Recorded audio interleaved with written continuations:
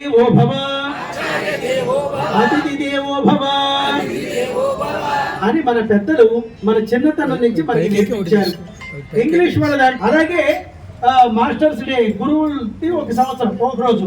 కానీ మన హిందూ ధర్మంలో ప్రతిరోజు తల్లి పాదాలు తండ్రి పాదాలకు గురువు పాదాలకు భగవంతుణ్ణి పూజించాలి అని చెప్పినటువంటి ధర్మం మన యొక్క హిందూ ధర్మం. ఇంతటి మాతృదేవో భవ అని ముందుగా తల్లి గారిని ఎందుకయ్యా పూజించాలి అంటే 9 మాసాలు తన గర్భంలో కానీ పెంచినటువంటి తల్లికి ప్రథమ నమస్కారం, రెండవ నమస్కారమే తండ్రి గారికి. తల్లి అమాయకురాలైనా చదువు లేకపోయినా మొదటి నమస్కారం తల్లి గారికి. అందుకే తండ్రి ఎంత గొప్పవాడైనా ఎంత ఉన్నత స్థానంలో ఉన్నా తండ్రి గారికి రెండవ నమస్కారం, అలాగే 3వ నమస్కారం గురువు గారికి, అలాగే 4వ నమస్కారం భగవంతునికి అని ఆ ప్రకారంగా చెప్పారు. అంతేకాదు ఒక పరాయి వ్యక్తి మనకి సహకారం చేస్తాడో లేదో అని ముందుగానే అయ్యా నమస్కారం అంటాం. ఆ తర్వాత మనం మోసపోతున్నాం సహకారం అందక.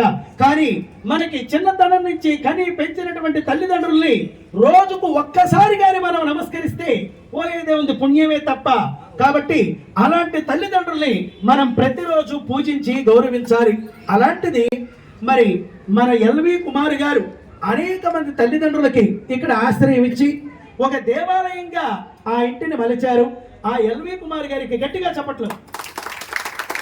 మరి ఒక్కరేనా అంటే కుమార్ గారికి వెనకుండా నడిపించినటువంటి ఒక శైలజమ్మ గారు, పద్మావతి గారు ఒక్కసారి లేచి నిలబడి ఆ దప్పారి మీరందరూ ఆశీర్వదించవలసిందిగా కోరుతున్నాను. గట్టిగా చప్పట్లు కొట్టారు.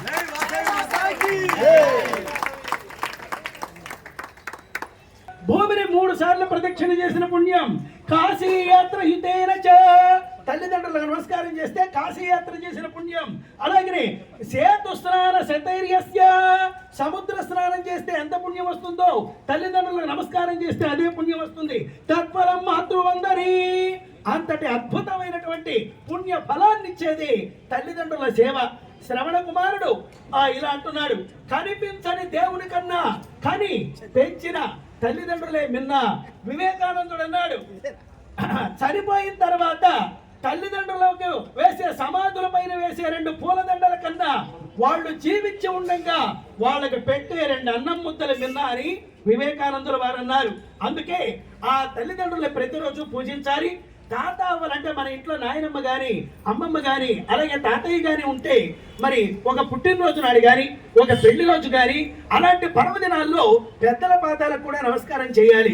మరి పెద్దల పాదాలకి పిల్లలు నమస్కారం చేయడానికి వచ్చినప్పుడు వద్దొద్దొద్దు అని మనం అనకూడదు. ఎందుకంటే అది ఒక మన సంప్రదాయం, అది ఒక ఆచారం. మన పిల్లలకి మనం నమస్కారం వాళ్ళు చేస్తే అందించడం, ఆశీర్వచనం అందించడం మన ధర్మం. ఇది సంస్కృతిగా భావించాలి. అందుకే ఆ పిల్లలకు మనం ప్రతిరోజు దండం పెట్టడానికి మన దగ్గరికి వస్తే ఆశీర్వదించాలి. అలాగని చెప్పి పిల్లలు వాళ్ళంతా వాళ్ళు మన పాదాలకు నమస్కారం చేయాలంటే మనం ఏం చేయాలి? పిల్లలు పెద్దల పాదాలకు నమస్కారం చేయాలంటే మనం ఏం చేయాలి? ఏంటి కర్ర తీసుకుని మీరు మా పాదాలకి దండం పెడతారా లేదా అని అంటాం కాదు. మనం మన పెద్దలకి దండం పెడితే వాళ్ళు అది చూసి మనల్ని ఆచరిస్తారు.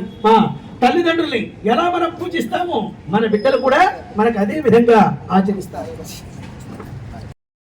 చక్కగాను చదివి వాసవి మాత కూడా వాళ్ళ అన్నయ్య అయినటువంటి విరూపాక్షుడు కూడా తల్లిదండ్రులు పూజించి ఆ ప్రకారంగా గురువుల్ని ఆరాధించి వాళ్ళు చక్కగా ఆ అమ్మవారు తల్లిదండ్రుల గురువుల ఆశీర్వాదంతో వాళ్ళు ఎంతో ఉత్తీర్ణులైనారు.